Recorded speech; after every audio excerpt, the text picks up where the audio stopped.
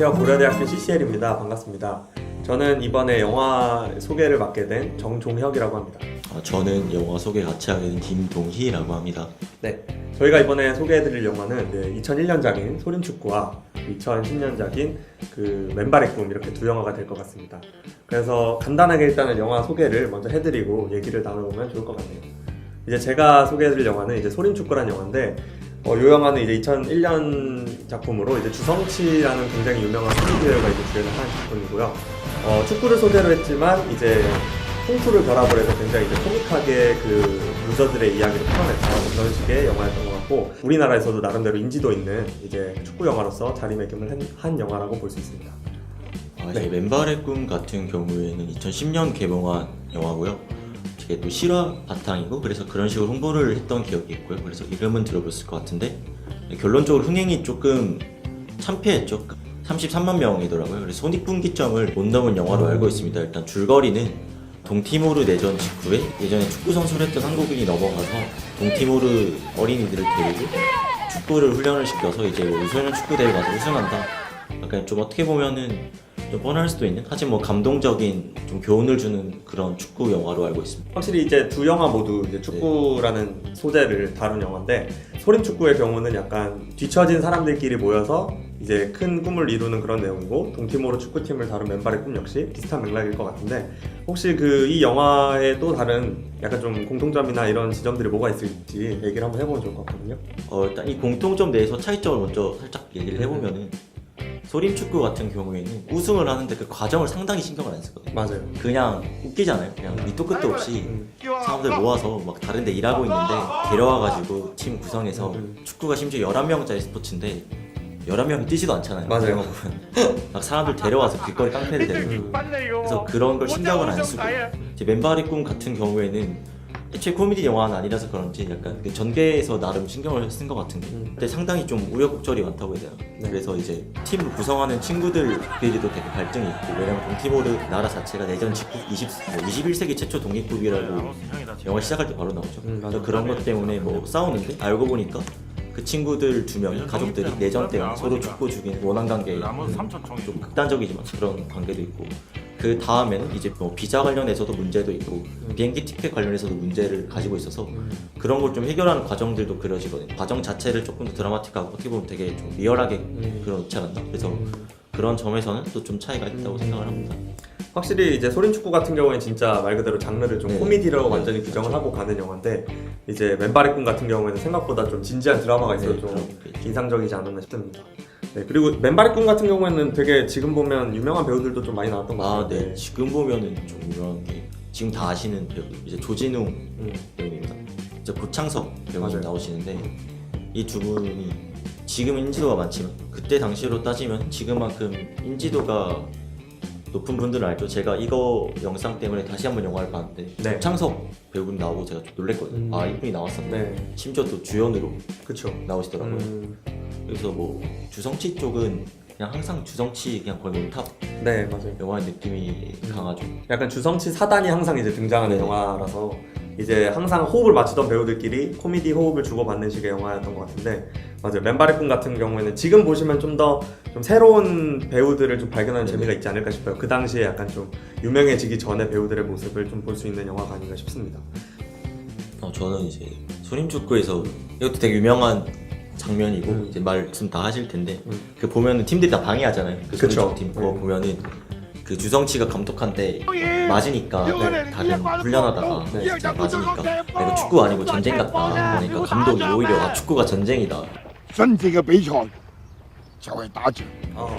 근데 보니까 맞는 말인 것 같았던 게 좀 비약일 수도 있는데, 실제로 옛날에는 월드컵 하면은 그런 기사 같은 걸 봤는데 전쟁했다 그러더라고요. 월드컵 실제로? 때 실제로 네. 국교 단절하고 막 수도에 공군기지 폭격하고 막 난리도 아니었다. 정말 실제 축구가 현실의 전쟁으로 진짜 이어지는. 전쟁으로 이어진. 소림축구에서 인상적이었던 장면은 그게 있었죠. 그 주성치가 이제 공을 하늘로 올려서 차버리는데, 너무 이제 강한 힘으로 차버려서 공이 떨어지길 다들 기다리는데 공이 안 떨어지는 거예요. 그래서 다들 그거를 바라보고 있다가 각자 이제 차도 한잔하고 밥까지 먹고 막 각자 할 걸 하는데, 그리고 나서 이제 한참 뒤에야 이제 공이 딱 떨어져서 그 장면이 저는 개인적으로는 조금 아, 이 영화를 설명하는 데 있어서 이 정도 말도 안 되는 장면도 나올 수 있다라는 걸 좀 보여줬던 장면이라서 좀 인상 깊게 기억이 나는 것 같아요. 네.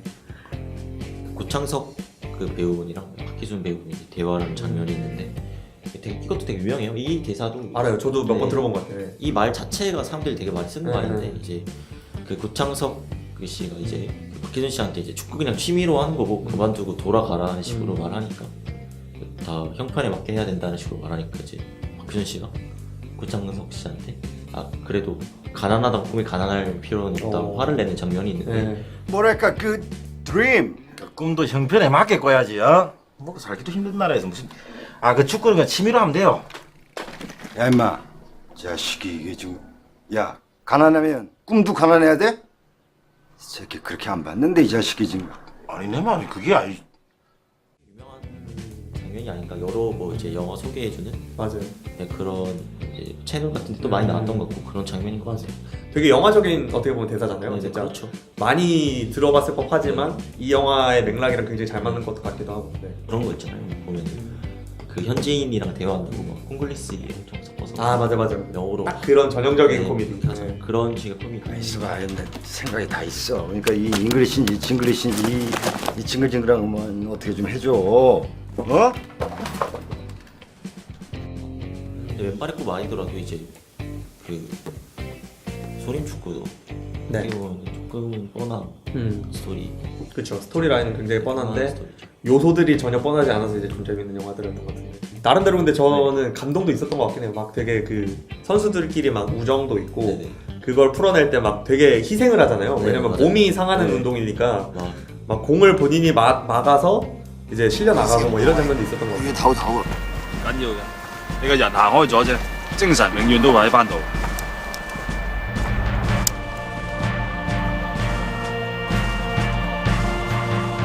되게 영화 자체는 특이 그래서 좋아하시는 분들을 되게 좋아하는데 아 조금 좀 너무 과하다 하시는 분들은 좀 과하다고 말하시는 분들도 많은 것 같고 그런 것 같아요. 그 예전에 이제 정말 90년대, 80년대 당시에는 주성치 영화들 보면 그 되게 짤로서 유명하게 돌아다니는 거 있는데 그런 것들 보면 진짜 그 총 반대로 네, 그쵸. 그러니까 진지한 영화들인데 완전히 자기만의 비틀기로 인해서 완전히 생각할 수 없는 유머들을 던지는 스타일이었는데 그럼 만약 두 영화 중에서 한 영화를 보신다면 어떤 영화를 보실 거예요? 저는 굳이 추천을 한다면 왼발의 꿈 좀 더 추천하는. 네, 그래도 생각할 거리를 주는 영화니까 저는 좀 더 좋은 영화가 아닌가라고 항상 생각을 하기 때문에 약간 좀 그 시대상을 좀 반영한 것도 되게 나름 적절했던 네, 것 같고. 괜찮은 것 같아요. 저는 반대로 좀 소림축구를 추천할 수 있지 않을까. 왜냐면 사실 저는 그 오락 영화를 되게 좋아하는 편이라서 그 소림축구 같은 경우에는 그 정말 생각 없이 볼 수 있는 영화잖아요. 이 영화만큼 생각 없이 봐도 될 영화가 흔치 않은데 정말 그냥 흘러가는 대로 얘네들이 막 떼거지로 나와서 싸우고 하는 거 보다 보면 되게 나름대로 좀 그 우리 삶에서 예측할 수 없는 그런 좀 재미가 있지 않나. 그래서 제 기억 속에서도 소림축구가 좀 더 재밌는 영화로 남아있던 것 같아서 둘 중 하나를 추천드리자면 좀 소림축구를 추천드릴 수 있을 것 같네요. 괜찮을 것 같아요. 맞아요. 두 영화 모두 근데 다행인 건 좀 매력이 있던 것 같아요. 그러니까 서로 다른 매력인데 확실히. 네, 오늘 얘기 나눈 두 영화 소림축구와 왼발의 꿈은 저희 이제 100주년 기념관에서 7월 1, 2주 동안 무료로 이제 상영이 되니까 고려대학교 학우분들이면 누구나 와서 공짜로 보실 수 있다고 하네요. 그래서 한번 관심 있으신 분들은 오셔서 보시는 것도 되게 좋지 않을까 싶습니다.